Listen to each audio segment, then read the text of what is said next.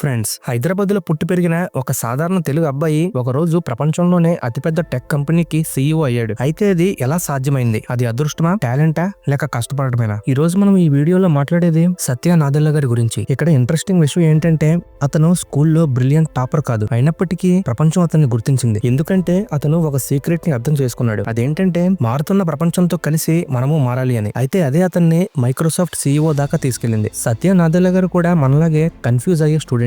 ఏం చదవాలి, ఏ దారిలో వెళ్ళాలి, అసలు మనకు టాలెంట్ ఉందా లేదా అనే విషయంలో. ఇక్కడ ఇంకా ఒక పెద్ద ప్రాబ్లం ఏంటంటే అతను స్టార్ట్ అయినప్పుడు గూగుల్ పెద్దది, యాపిల్ పెద్దది, మైక్రోసాఫ్ట్ పడిపోతుంది అనే టాక్ ఉంది. కంపెనీ స్లోగా వెనకబడుతుంది. ఆ సమయానికి సీఈఓ అవడం అంటే తుఫానులో ఒక నౌక నడపడం లాంటిదే. అయితే అతను ఏం చేశాడంటే చాలా సింపుల్ గా ఉండే ఒక పవర్ఫుల్ విషయాన్ని నేర్చుకున్నాడు. అదేంటంటే రోజు ఒక కొత్తది నేర్చుకోవాలని ఒక కొత్త రూల్ ని పెట్టుకున్నాడు. టెక్నాలజీ కంటే మనుషులే ముఖ్యం అనుకున్నాడు. టీమ్ ని మోటివేట్ చేసి ముందుకు నడిపించాడు. మార్పును అంగీకరించాడు. అది ఎలా అంటే మైక్రోసాఫ్ట్ ని విండోస్ కంపెనీ నుంచి క్లౌడ్ కంపెనీగా మార్చాడు. ఈ విషయాల వల్ల మైక్రోసాఫ్ట్ మళ్ళీ నెంబర్ 1 కంపెనీగా మారింది. అతను ప్రపంచంలో టాప్ సీఈఓలలో ఒకరుగా మారారు. అయితే ఫ్రెండ్స్, సత్య నాదెళ్ల గారి కథ మనకి ఏం చెబుతుంది? మనం టాపర్ అవ్వాల్సిన అవసరం లేదు. ఇంగ్లీష్ పర్ఫెక్ట్ గా రాకపోయినా పర్వాలేదు. తెలివైన వాడిగా పుట్టాల్సిన అవసరమే లేదు. మనం చేయాల్సిందల్లా కష్టపడే మనిషిగా మారాలి. మనకు కావాల్సింది ఏంటంటే నేర్చుకునే అలవాటు, సహనం, క్రమశిక్షణ, ఇంకా మార్పును అంగీకరించడం. అంటే ఒక్క లైన్ లో చెప్పాలంటే don't prove your talented, become a learner అన్నట్టు. అయితే ఫ్రెండ్స్, ఈ కథలో మీకు నచ్చింది ఏమిటి? అతని లెర్నింగ్ మైండ్ సెట్,